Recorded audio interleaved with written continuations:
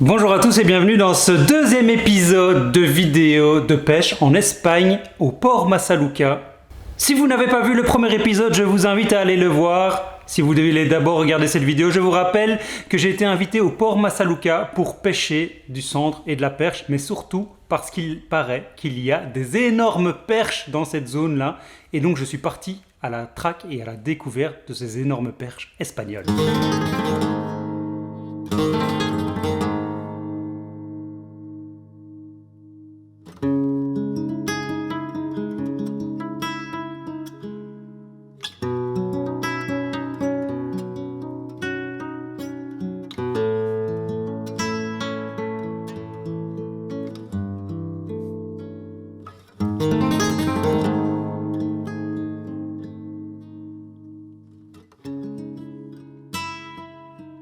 Les conditions météo ne sont vraiment pas favorables, il y a un vent extrêmement puissant. Nous décidons quand même de monter sur l'eau en bateau pour aller traquer ces gros poissons. Et c'est chose faite, premier poisson attelé au bout de la ligne par l'aine, une grosse perche. Grosse perche.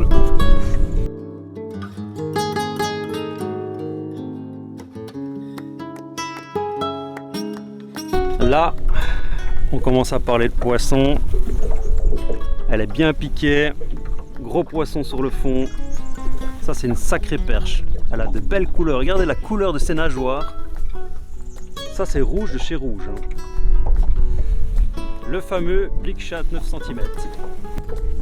Ah, comment c'est possible qu'elle est si grosse et qu'elle ne fait que 37 cm? Vraiment des ballons de rugby, quoi.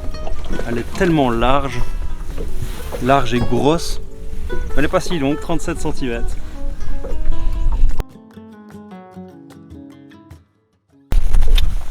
C'est ça qu'on vient chercher ici. En tout cas, c'est ce qu'on nous a promis et ce qu'on nous a vendu. C'était qu'ici, c'était vraiment une zone où il y avait pas mal de cendres, mais il y a surtout des énormes perches. Et là, ça le prouve totalement, parce qu'on est sur une perche qui est pas très longue, 37 cm. Mais quel steak, quoi! Un vrai ballon de rugby. Et donc, si on pouvait capturer une perche de 50 cm avec le même gabarit, ce serait juste un truc de malade, quoi. On pêche à la verticale. Donc j'utilise le Blick Shad. Le Blick Shad, qui est un leurre souple de type shad, une caudale plate à l'arrière. Il fait 9 cm de long et je le plombe. Donc j'ai mis une tête plombée, assez grosse à l'avant, 14 grammes, ce qui me permet de vraiment pêcher près du fond et de tenir ma ligne quasi à la verticale sous le bateau.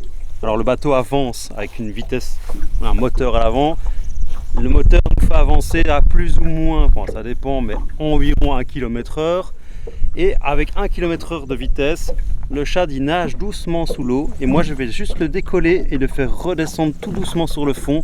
Et les touches elles apparaissent au moment où on est à proximité du fond. Voilà, c'est ça la technique. Et on va la continuer et on va essayer d'enregistrer un maximum de poissons.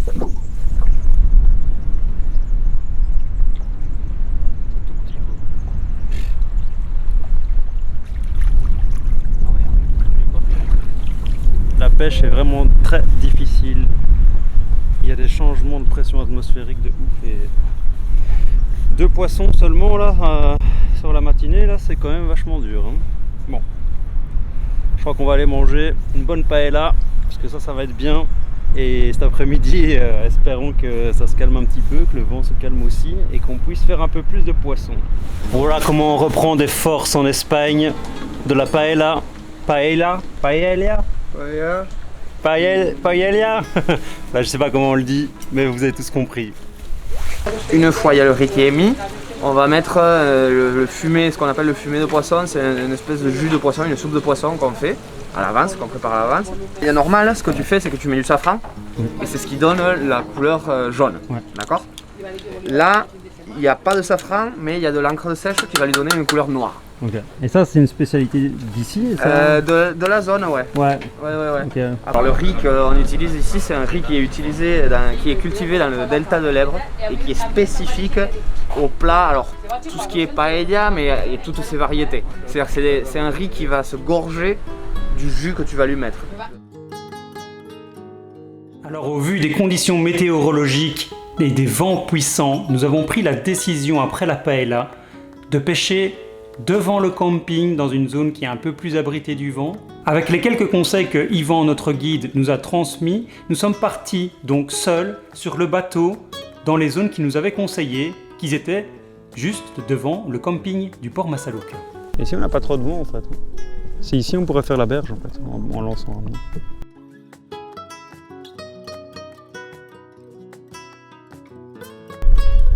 Ouais. Poisson.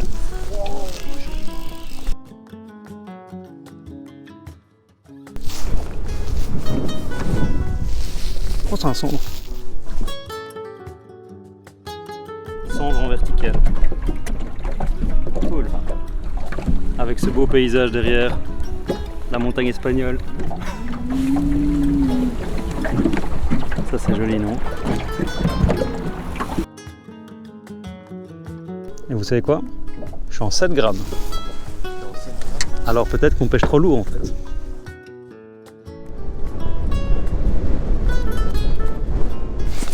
Poisson. Ah, ouais, ça a l'air joli quand même, ouais.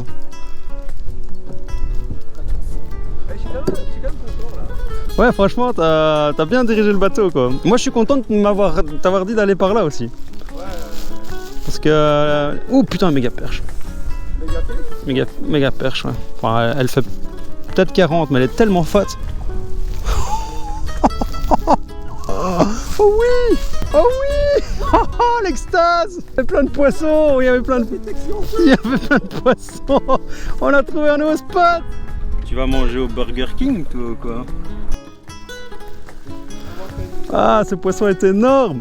C'est nouveau un ballon de rugby, un truc de fou, quoi. Oh.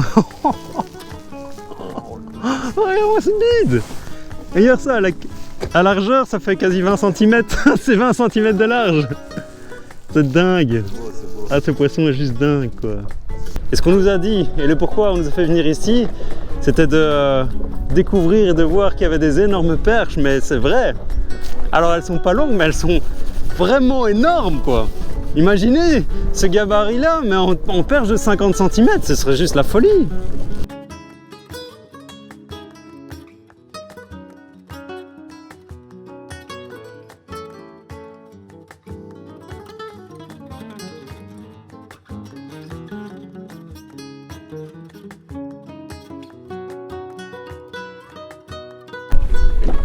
Ah, on est bien au monde de la perche.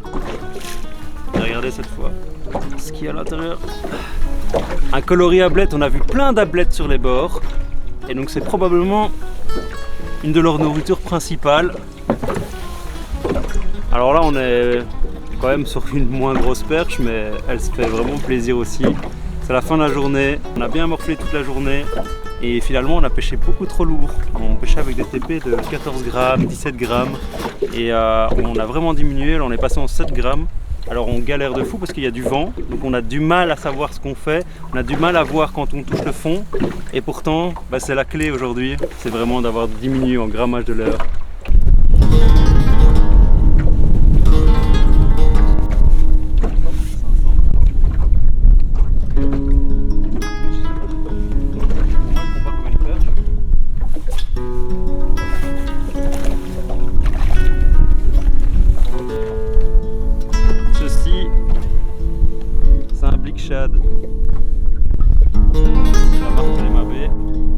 On pêchera jusqu'au coucher du soleil, on enchaînera encore pas mal de poissons. Si vous voulez plus d'informations sur le port Massaluca, le camping, vous retrouvez tous les liens dans la description. Et on se retrouve pour la prochaine vidéo, le 3e épisode, où on pêchera, non pas avec des leurres, mais avec une technique secrète. Vous découvrirez tout dans la prochaine vidéo.